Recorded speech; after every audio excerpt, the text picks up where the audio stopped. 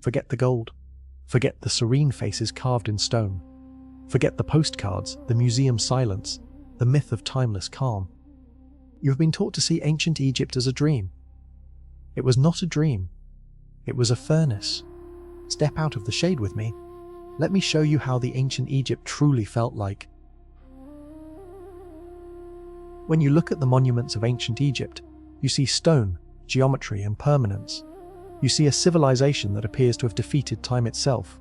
But if you were standing on the banks of the Nile as a farmer, which is what you almost certainly would be, you would not feel that stability. You would feel something far quieter and far more dangerous: uncertainty. Your life here is defined by a single variable: the annual inundation of the Nile. This is not simply a river. It is the entire economic engine of the country. Between June and September, you wait for it to rise, not to destroy your land, but to save it. The flood carries silt from the Ethiopian highlands, fine black soil that turns desert into farmland. Without it, Egypt is just sand. Everything depends on that layer of mud. If the river rises high enough, you plant. If it does not, you do not. The difference between abundance and ruin can be measured in inches. A rise of 20 feet means grain in storage, bread on the table, taxes paid, stability preserved. A rise of 12 means the outer fields remain dry. The canals go empty. The planting season arrives, and you have nothing to plant into. You may be disciplined. You may maintain your irrigation ditches perfectly. You may know the seasons better than anyone. None of it matters if the water does not reach your land. When the flood fails, collapse does not begin with violence. It begins with prices. Grain in the market doubles, then triples. The state granaries ration. Temples release reserves slowly. If you are a laborer or a tenant farmer, you have no buffer. You cannot absorb inflation. You cannot wait. So you borrow. You pledge next year's harvest to a landowner, then the year after that. If the river fails twice, the debt becomes permanent. You lose your field, then your animals, then your status. You are no longer independent. You move like thousands of others, searching for a district where the flood was just a little higher. Dynasties can survive famine. Families do not. The grandeur of Egypt rests on a system that looks eternal from a distance, but is brutally narrow in practice. One weak monsoon in Central Africa can erase a household that has existed for generations. We often imagine survival in history as a matter of toughness, intelligence, or will. In Egypt, those traits are secondary. Your fate is decided far upstream, in realms you will never see. Here, survival is not about strength, it is not about discipline, it is not even about skill. It is about whether the river chooses to keep you alive. Assuming the river feeds you, you now face a quieter enemy: your own body. Egypt can build in stone. You cannot. While temples are designed for eternity, your biology is under constant pressure. The greatest threat to your survival here is not a wild animal, and not a foreign army. It is the invisible environment you live inside. Your daily life is inseparable from the Nile. You drink from it. You bathe in it. You stand in it for hours while working the fields. The same water that sustains your crops sustains a dense ecosystem of parasites. It is highly likely that you carry schistosomiasis. Parasitic flatworms enter through your skin as you irrigate. They do not kill you quickly. They lodge in your blood vessels and organs. You live with chronic fatigue. You are often anemic. Your immune system is permanently occupied. This is not illness as an event. It is illness as a baseline. Even if parasites do not weaken you, your food will. Bread is your staple. It is ground on sandstone querns. Inevitably, fine grit mixes with the flour. Every meal contains microscopic stone. By your 30s, your enamel is gone. Teeth are worn flat. Nerves are exposed, infections form at the root. In the modern world, a dental abscess is routine. In ancient Egypt, it can spread into the jaw, the sinuses, the bloodstream. There are no antibiotics. There is no reliable way to stop it. Egyptian medicine is advanced for its time. Physicians can set bones. They understand trauma. They possess long lists of remedies. But there is a limit that cannot be crossed. They do not know what bacteria are. They do not know what viruses are. They do not understand systemic infection. Illness is explained through blocked channels or spiritual disturbance. Treatment mixes observation with ritual. A wound may be dressed with honey useful, by accident, but it may also be packed with animal dung. Surgery is done without sterile tools. Pain control is minimal. Shock alone can kill you. If it does not, infection often will.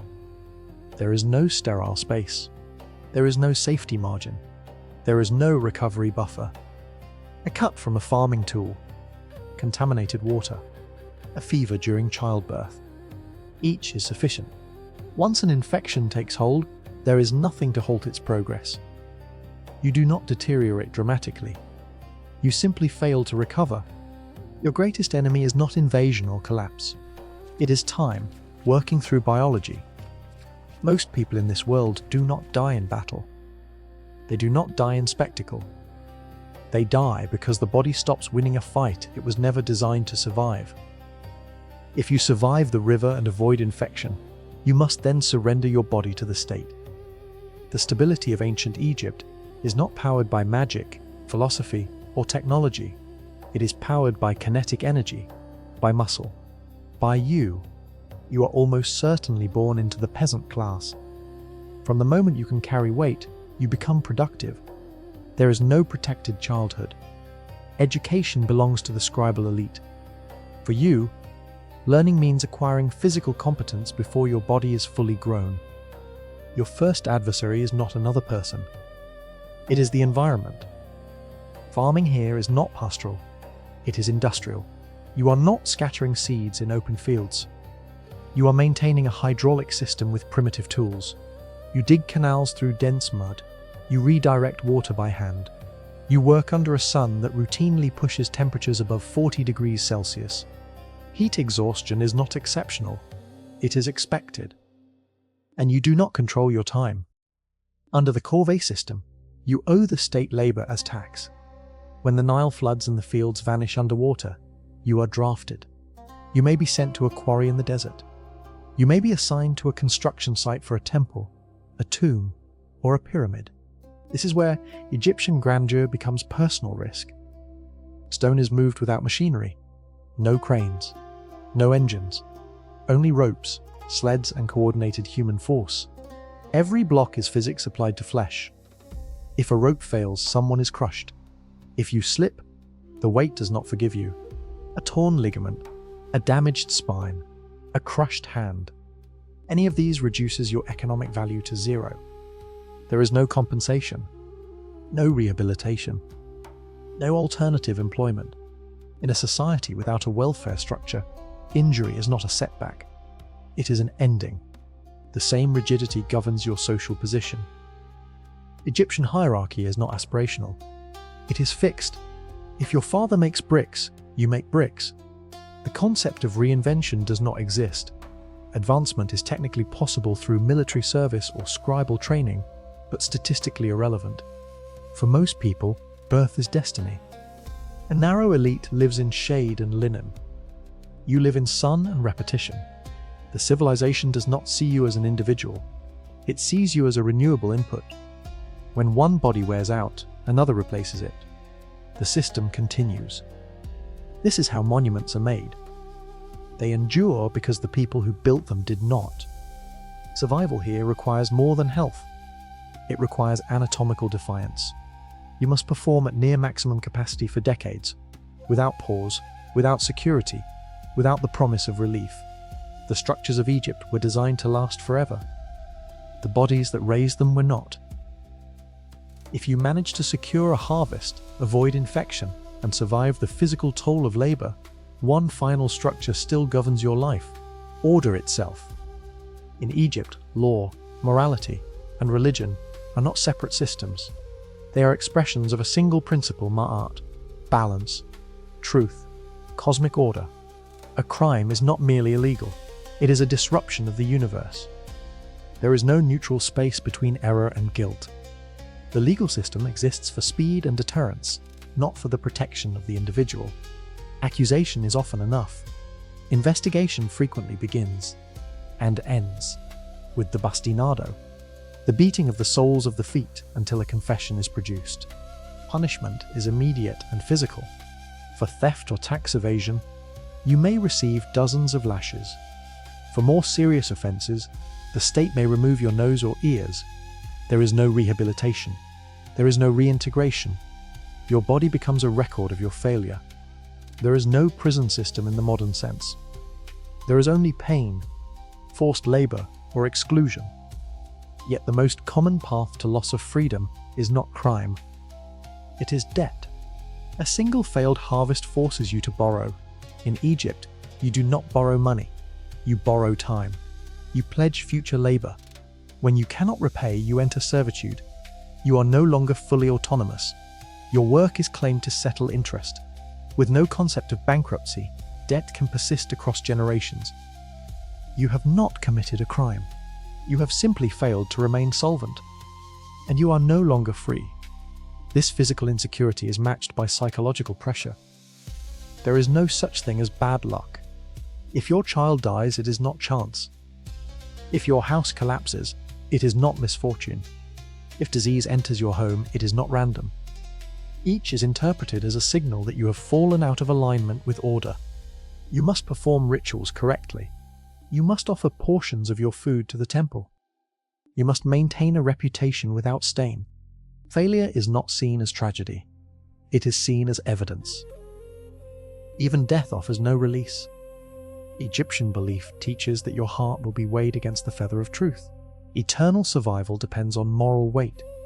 After a lifetime spent resisting river, disease, labor, and authority, your final judgment is not based on endurance, but on purity. This is the quiet cruelty of the system. You live under continuous surveillance, by officials, by neighbors, by gods. Deviation is not eccentricity, it is threat.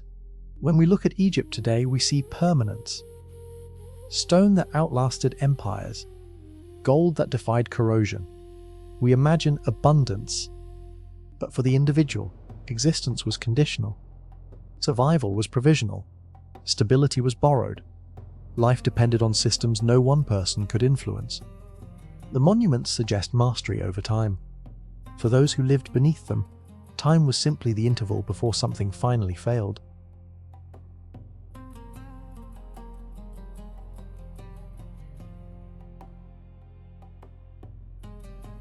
If this journey through ancient Egypt gave you a new perspective on the past, consider leaving a like and subscribing. It tells the algorithm that this kind of history still matters. Thanks for watching. And if there is another era, civilization, or forgotten world you want to step into, leave it in the comments. I'll see you in history.